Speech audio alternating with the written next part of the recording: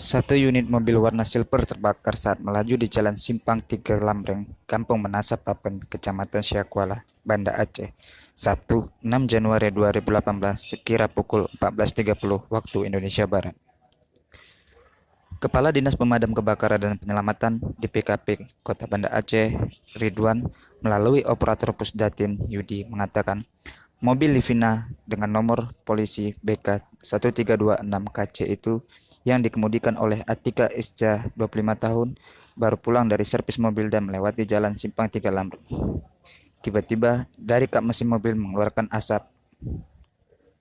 Yudi melanjutkan, Atika kemudian menghubungi orang tuanya, sedangkan warga yang di lokasi kejadian menghubungi pihak pemadam kebakaran. Petugas piket jaga langsung bergerak dan mengarahkan armada pemadam pos Simpang Mesra 2 unit ke lokasi itu.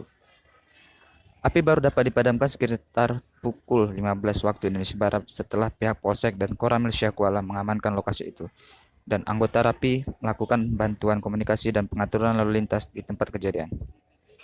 Tidak ada korban jiwa dalam peristiwa ini. Penyebab kebakaran diduga karena korsleting pada jaringan elektronik mobil. Belakangan diketahui mobil tersebut memiliki Aspa, 44 tahun, warga komplek BRI Lam Gapang, Kecamatan Ulekaring, Kota Banda Aceh. Sedangkan Atika Eza merupakan anak Aspa.